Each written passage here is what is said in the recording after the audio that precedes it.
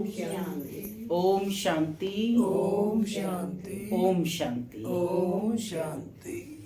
आज 23 दिसंबर 2024।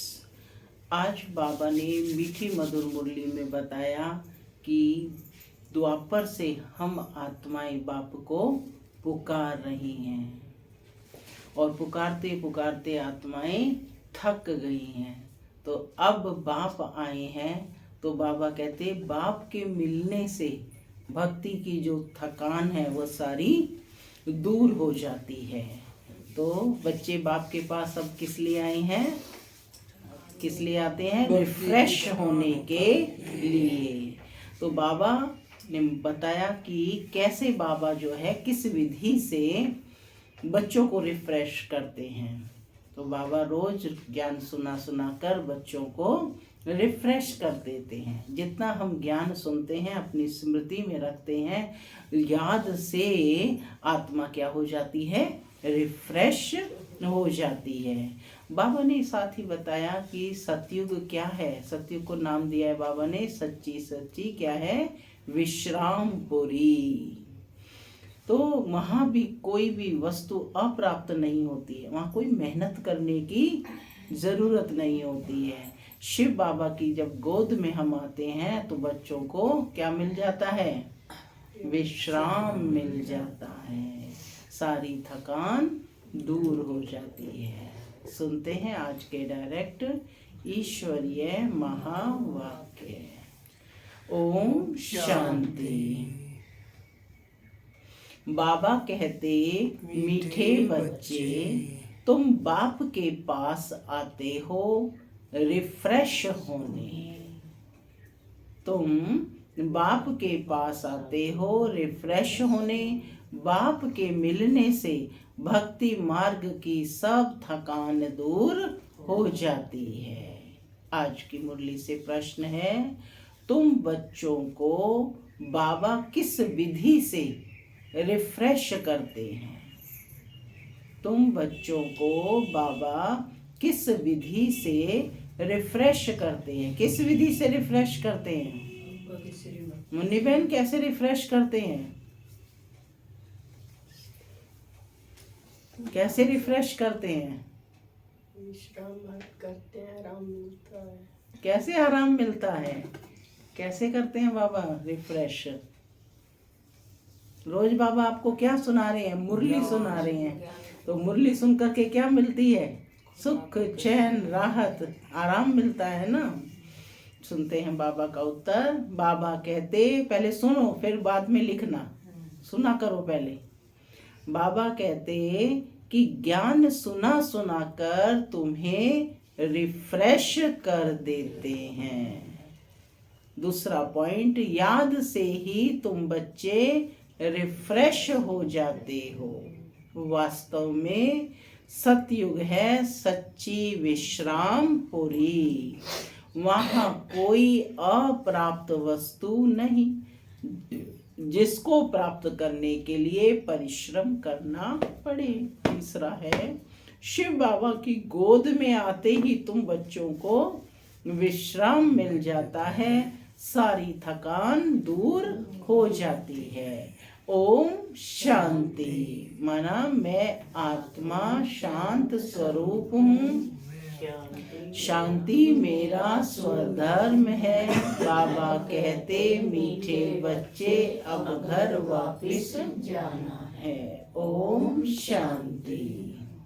बाप बैठ बच्चों को समझाते हैं, साथ में यह दादा भी समझते हैं, क्योंकि बाप इन दादा द्वारा बैठ समझाते हैं। जैसे तुम समझते हो वैसे यह दादा भी समझते हैं। दादा को भगवान नहीं कहा जाता, यह है भगवान उवाच। बाप क्या समझाते हैं? देही अभिमानी भव। क्या समझाते हैं बाप? देही अभिमानी भव, क्योंकि अपने को आत्मा समझने बगैर परम पिता परमात्मा को याद कर न सके। इस समय तो सभी आत्माएं पतित हैं।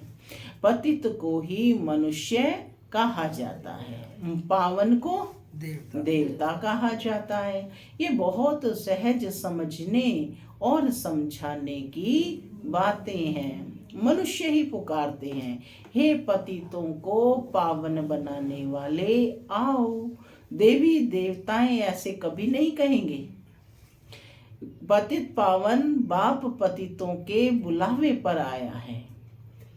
हाँ, बाप कैसे आते हैं? पतित पावन बाप पतितों के बुलावे पर आते हैं। कब से पुकार रहे हैं? द्वापर से आत्माएं पुकार रही हैं। तो बाप जो है पतितों के बुलावे पर आते हैं, आत्माओं को पावन बनाकर फिर नई पावन दुनिया भी स्थापन करते हैं। आत्मा ही बाप को पुकारती है, शरीर तो नहीं पुकारेगा।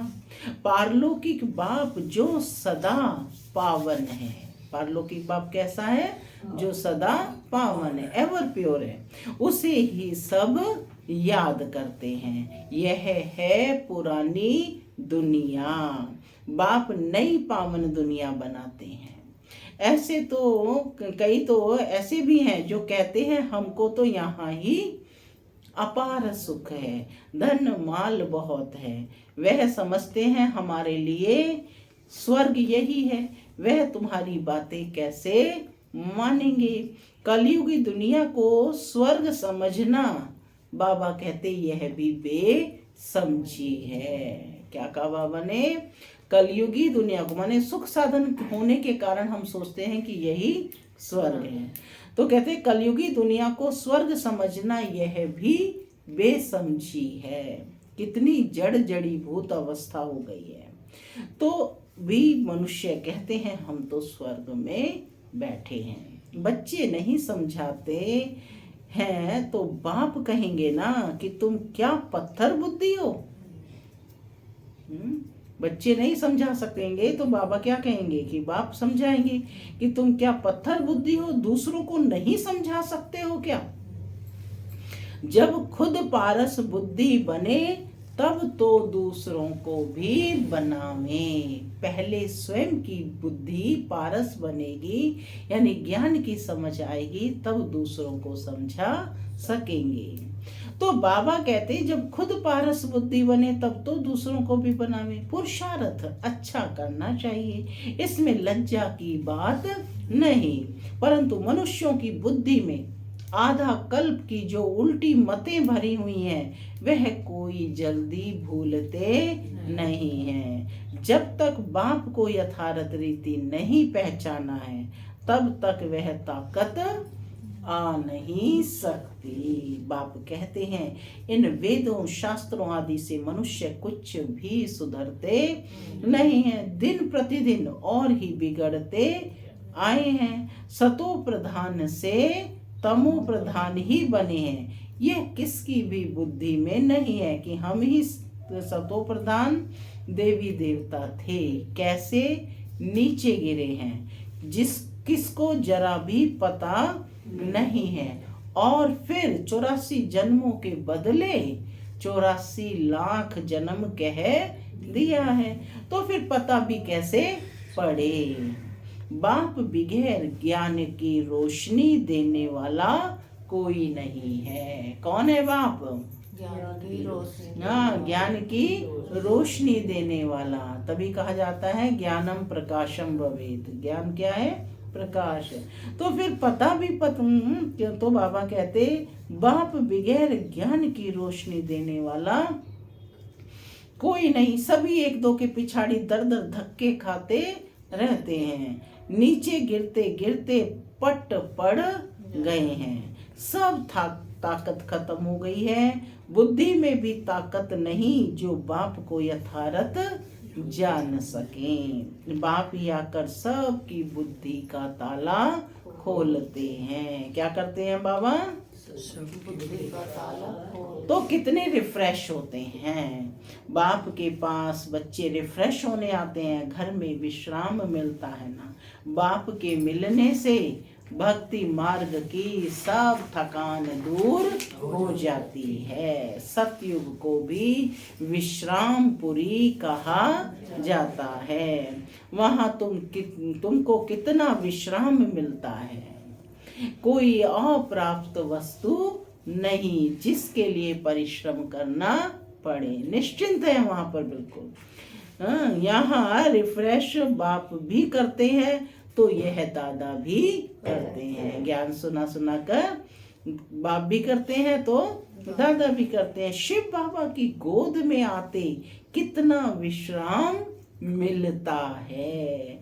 विश्राम माना ही शांत, यानी संकल्प विकल्प सब कर समाप्त हो जाते हैं, शुद्ध शांत स्वरूप आत्मा बन जाते हैं। तो कहते हैं विश्राम माना ही शांत। मनुष्य भी थक कर विश्रामी हो जाते हैं। कोई कहाँ और कोई कहाँ विश्राम के लिए जाते हैं, लेकिन उस विश्राम में रिफ्रेशमेंट नहीं, और ही थकान हो जाती है ना आने जाने से।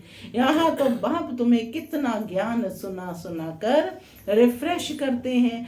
बाप की याद से भी कितने रिफ्रेश होते हैं, और तमो प्रधान से सतो प्रधान भी बनते जाते हो। सतो प्रधान बनने के लिए यहाँ बाप के पास आते हो। बाप कहते हैं मीठे मीठे बच्चों बाप को याद करो। बाप ने समझाया है कि सारे सृष्टि का चक्र कैसे फिरता है, सर्व आत्माओं को विश्राम कैसे और कहाँ मिलता है। तुम बच्चों का फर्ज है सबको बाप का पैगाम देना। क्या है बच्चों का फर्ज? हाँ, सबको बाप का पैगाम देना सेवा का पॉइंट है। तो आज ये करना है काम, पैगाम देना है अपने संबंधियों को, घर परिवार को, अड़ोसी पड़ोसियों को, जो भी है उनको पैगाम देना है। क्योंकि बाप ने कहा है कि अब समय कम है। तो जब समय कम होता है तो क्या करनी पड़ती है? स्पीड तेज करनी पड़ती है ना। तो सबको बाप का पैगाम देना। बाप कहते हैं मुझे याद करो तो इस वर्षे के तुम मालिक बन जाएंगे। बाप इस संगम युग पर नई दुनिया की नई स्वर्ग की दुनिया रचते हैं, जहां तुम जाकर मालिक बनते हो। फिर द्वापर में माया रावण के द्वारा तुम्हें श्राप मिलता है, तो पवित्रता, सुख, शांति, धन आदि सब खत्म हो जाता है। कैसे धीरे धीरे खत्म होता है वह भी बाप ने समझाया है। दुख धाम में कोई विश्राम थोड़े ही होता है, सुख धाम में विश्राम ही विश्राम है। मनुष्यों को भक्ति कितना थकाती है, जन्म जन्मांतर भक्ति से कितने थक जाते हैं। कैसे एकदम कंगाल बन गए हो, यह सारा राज बाप बैठ समझाते हैं। नए नए आते हैं तो उन्हें कितना समझाना होता है। हर एक बात पर मनुष्य कितना सोचते हैं, समझते हैं कहाँ जादू ना हो, है ना। चिंता रहती है ना कि कहीं वहां जाए, वहां में जादू ना हो जाए। तो बाबा कहते अरे तुम ही तो कहते हो भगवान। कौन है भगवान? जादूगर है। तो बाप कहते हैं हाँ मैं बरोबर जादूगर हूँ, परंतु वह जादू नहीं जिससे मनुष्य भेड़ बकरी बन जाए। यह बुद्धि से समझा जाता है। यह है तो जैसे रीढ़ मिसल है, गायन भी तो है ना कि सुर मंडल के साज से। इस समय तो जैसे सभी मनुष्य रीढ़ बकरियां हैं। ये बातें सारी यहाँ की हैं। इस समय ही सारा गायन है। कल्प के पिछाड़ी को भी मनुष्य समझ नहीं सकते हैं। चंडिका का कितना बड़ा मेला लगता है। वह कौन थी? कौन थी? कहते हैं वह एक देवी थी। ऐसा नाम तो वहां कोई होता ही नहीं। स्वर्ग में तो ऐसा कोई नाम नहीं होता। तो कौन थी चंडिका? तो बाबा कहते हैं इस पर देखो कि जो ज्ञान भी सुनते हैं और फिर बहुत ज्यादा क्रोध आदि करते हैं, तो वो कौन हो गई? चंडिका हो गए। तो यहीं पर ये नाम सारे हैं, वहाँ कोई नाम नहीं है। वहाँ तो देवी देवताओं के ही नाम होंगे। वहाँ चंडिका, चंडाल ऐसे नाम होंगे? नहीं होंगे। तो बाबा कहते हैं चंडिका का कितना बड़ा मेला लगता है, वह कौन थी? कहते हैं वह देवी थी, ऐसा नाम तो वहाँ कोई होता ही नहीं। सतयुग में कितने अच्छे सुंदर नाम होते हैं। सतयुगी संप्रदाय को श्रेष्ठाचारी कहा जाता है। कलयुगी संप्रदाय तो कितना छी टाइटल देते हैं। अभी के मनुष्यों को श्रेष्ठ नहीं कहेंगे, देवताओं को श्रेष्ठ कहा जाता है। गायन भी है, मनुष्य से देवता किए करत न लागी वार। मनुष्य से देवता, देवता से मनुष्य कैसे बनते हैं, यह राज बाप ने तुम्हें समझाया है। उनको डीटी वर्ल्ड, इनको ह्यूमन वर्ल्ड कहा जाता है। उनको देवी देवताओं की दुनिया और इसको मनुष्यों की दुनिया कहा जाता है। दिन को सोझरा और रात को अंधियारा कहा जाता है। ज्ञान है सोझरा, ज्ञान है सोझरा, सोझरा माने प्रकाश है। भक्ति है अंधियारा। अज्ञान नींद कहा जाता है ना। तुम भी कहते समझते हो कि आगे हम कुछ भी नहीं जानते थे, तो नेति नेति कहते थे, अर्थात हम नहीं जानते हैं, माने ईश्वर के बारे में इससे अधिक और हम नहीं जानते हैं। अभी तुम समझते हो, हम भी पहले नास्तिक थे, माने पिता का ज्ञान नहीं था तो क्या हुए, नास्तिक हुए ना। बेहद के बाप को ही नहीं जानते थे, वह है असली अविनाशी बाबा। कौन है वह? अविनाशी बाबा, असली अविनाशी बाबा। उसे सर्व आत्माओं का बाप कहा जाता है। तुम बच्चे जानते हो अभी हम उस बेहद के बाप के बने हैं। बाप बच्चों को गुप्त ज्ञान देते हैं। यह ज्ञान मनुष्यों के पास कहाँ मिल ना सके। आत्मा भी गुप्त है, गुप्त ज्ञान आत्मा धारण करती है। आत्मा ही मुख द्वारा ज्ञान सुनाती है। आत्मा ही गुप्त बाप को याद करती है। बाप कहते हैं बच्चों, देहे अभिमानी नहीं बनो। क्या कहा बाबा ने? देहे अभिमानी नहीं बनो। देहे अभिमान से आत्मा की ताकत खत्म हो जाती है।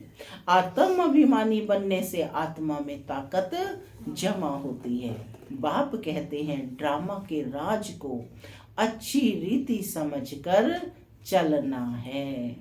इस अविनाशी ड्रामा के राज को जो ठीक रीति जानते हैं वह सदा हर्षित रहते हैं। इस समय मनुष्य ऊपर जाने की कितनी कोशिश करते हैं। समझते हैं कि ऊपर में दुनिया है, शास्त्रों में सुन रखा है कि ऊपर में दुनिया है, तो वहां जाकर देखें, वहां दुनिया बसाने की कोशिश करते हैं। जा रहे हैं ना सूरज चांद तक, चांद पर अनेक ग्रहों पर, सूरज तक तो नहीं पहुंच पाए। तो बाबा कहते हैं वहां दुनिया बसाने की कोशिश करते हैं। दुनिया तो बहुत बसाई है ना। भारत में सिर्फ एक ही आदि सनातन देवी देवता धर्म था और कोई खंड आदि नहीं था। फिर कितना बसाया है? तुम विचार करो, भारत के कितने थोड़े टुकड़े में देवताएं होते हैं। भारत ही तो एक अविनाशी खंड है ना, जिसमें देवी देवताओं का राज्य होता है। बाकी तो सब बाद में द्वापर से आए। तो बाबा कहते कि वहाँ दुनिया बसाने की कोशिश करते हैं। दुनिया तो बहुत बसाई है ना। भारत में सिर्फ एक ही आदि सनातन देवी देवता धर्म था और कोई खंड आदि नहीं था। फिर कितना बसाया है? तुम विचार करो, भारत के कितने थोड़े टुकड़े में देवताएं होते हैं। जमुना के किनारे पर ही परिस्तान था, वहाँ जहाँ यह लक्ष्मी नारायण राज्य करते थे। कितनी सुंदर शोभायमान सतो प्रधान दुनिया थी, नेचुरल ब्यूटी थी। आत्मा में ही सारा चमत्कार रहता है। बच्चों को दिखाया था श्री कृष्ण का जन्म कैसे होता है। सारे कमरे में जैसे रोशनी हो जाती है। तो बाप बैठकर बच्चों को समझाते हैं। अभी तुम परिस्तान में जाने के लिए पुरुषार्थ कर रहे हो। बाकी ऐसे नहीं कि तालाब में डुबकी लगाने से परियां बन जाएंगे। वो तो यही कहानी बनाई है ना कि तालाब में डुबकी लगाई मानसरोवर में और क्या बन गई, परियां बन गई। तो बाबा ने स्पष्ट किया कि ऐसा कुछ नहीं है कि तालाब में डुबकी लगाने से परियां बन जाएंगे। ये सभी झूठे नाम रख दिए हैं। लाखों वर्ष कह देने से बिल्कुल ही सब कुछ भूल गए हैं। अभी तुम अभूल बन रहे हो। नंबरवार पुरुषार्थ अनुसार विचार किया जाता है कि इतनी छोटी सी आत्मा कितना बड़ा पार्ट शरीर से बजाती है। आत्मा तो कैसी है, इस शरीर में अति सूक्ष्म है। फिर शरीर से आत्मा निकल जाती है तो शरीर का देखो क्या हाल हो जाता है।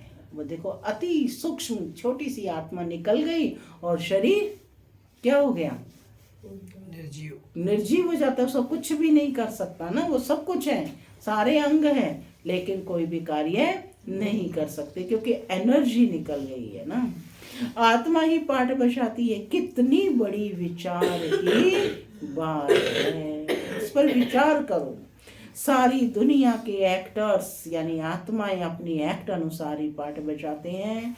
कुछ भी फर्क नहीं पड़ सकता। हुबहू सारी एक्ट फिर से रिपीट हो रही है, इसमें संशय कर नहीं सकते। हर एक की बुद्धि में फर्क पड़ सकता है क्योंकि आत्मा तो मन बुद्धि सहित है ना।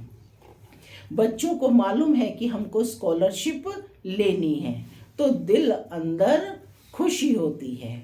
यहाँ भी अंदर आने से ही एम ऑब्जेक्ट सामने देखते हैं। क्या है एम ऑब्जेक्ट? लक्ष्मी नारायण सदृश बनना। तो खुशी तो जरूर होगी। अभी तुम जानते हो हम यह देवी देवता बनने के लिए यहाँ पढ़ते हैं। ऐसा कोई स्कूल नहीं जहाँ दूसरे जन्म की एम ऑब्जेक्ट को देख सके। है कोई ऐसा स्कूल? नहीं ना। तुम देखते हो कि हम लक्ष्मी नारायण जैसे बन रहे हैं। अभी हम संगम पर हैं जो भविष्य में इन जैसा लक्ष्मी नारायण बनने की पढ़ाई पढ़ रहे हैं। कितनी गुप्त पढ़ाई है। एम ऑब्जेक्ट को देख कितनी खुशी होनी चाहिए। खुशी का पारावार नहीं। इतनी खुशी होनी चाहिए कि खुशी का पारावार नहीं। स्कूल व पाठशाला हो तो ऐसी है कि कितनी गुप्त परंतु जबरदस्त पाठशाला है। जितनी बड़ी पढ़ाई उतनी ही फैसिलिटीज रहती हैं, परंतु यहाँ पर तुम पट पर बैठकर पढ़ते हो। पहले तो सभी आत्माएं नीचे बैठकर पढ़ती थी ना। बड़े बड़े आदि रतन है जो, वो सब कहाँ, कोई कुर्सियां नहीं होती थी, कोई सोफे नहीं थे। सभी पट पर बैठकर पढ़ते थे। कितने साधारण और कितनी ऊंची पढ़ाई है ना। तो बाबा वही स्पष्ट कर रहे हैं, परंतु यहाँ तुम पट पर बैठ पढ़ते हो। आत्मा को पढ़ना होता है, फिर चाहे पट पर बैठे चाहे तख्त पर, परंतु खुशी से खग्गियां मारते रहो कि इस पढ़ाई को पास करने के बाद जाकर हम यह बनेंगे। अभी तुम बच्चों को बाप ने आकर अपना परिचय दिया है कि मैं इनमें कैसे प्रवेश कर तुमको पढ़ाता हूँ। बाप देवताओं को उनको तो नहीं पढ़ाएंगे। देवताओं को यह ज्ञान कहाँ। मनुष्य तो मूंझते हैं, क्या देवताओं में ज्ञान नहीं है? जैसे उनको कहते हैं तो मूंझ जाते हैं कि क्या देवताओं में ज्ञान नहीं है। हम तो अपनी सारी प्रॉब्लम ही देवताओं के सामने ले जा रहे हैं। देवता ही इस ज्ञान से, बाबा कहते हैं, देवता बनते हैं। देवता बनने के बाद फिर ज्ञान की क्या दरकार है। लौकिक पढ़ाई से बैरिस्टर बन गया, कमाई में लग गया, फिर बैरिस्ट्री पढ़ेंगे क्या? फिर उस पढ़ाई को पढ़ते हैं क्या बार बार? हाँ, तो बाबा समझानी दे रहे हैं बच्चों को कि तुम्हें मनुष्य से देवता बनने की पढ़ाई पढ़ने का मिल जाती है, तो फिर जो है देवता बनने पर फिर ये ज्ञान की कोई दरकार नहीं है। अच्छा, मीठे मीठे सिक्के लधे बच्चों प्रति माता पिता बाप दादा का याद प्यार और गुड मॉर्निंग। रूहानी बाप की रूहानी बच्चों को नमस्ते। हम रूहानी बच्चों की रूहानी माता पिता बाप दादा को याद प्यार गुड मॉर्निंग और नमस्ते। नमस्ते सदा रहो हंसते। धारणा के लिए मुख्य सार। पहला, अविनाशी ड्रामा के राज को यथार्थ समझ हर्षित रहना है। अविनाशी ड्रामा के राज को यथार्थ समझ हर्षित रहना है। इस ड्रामा में हर एक एक्टर का पार्ट अपना अपना है जो हुबहू बजा रहे हैं। दूसरा पॉइंट है, एम ऑब्जेक्ट को सामने रख खुशी में खग्गियां मारनी है। बुद्धि में रहे कि हम इस पढ़ाई से ऐसा लक्ष्मी नारायण बनेंगे। आज का वरदान है, याद और सेवा के शक्तिशाली आधार द्वारा तीव्र गति से आगे बढ़ने वाले माया जीत भव। याद और सेवा के शक्तिशाली आधार द्वारा तीव्र गति से आगे बढ़ने वाले माया जीत भव। ब्राह्मण जीवन का आधार याद और सेवा है। ये दोनों आधार सदा शक्तिशाली हों तो तीव्र गति से आगे बढ़ते रहेंगे। अगर सेवा बहुत है, याद कमजोर है, वह याद बहुत अच्छी है और सेवा कमजोर है, तो भी तीव्र गति नहीं हो सकती।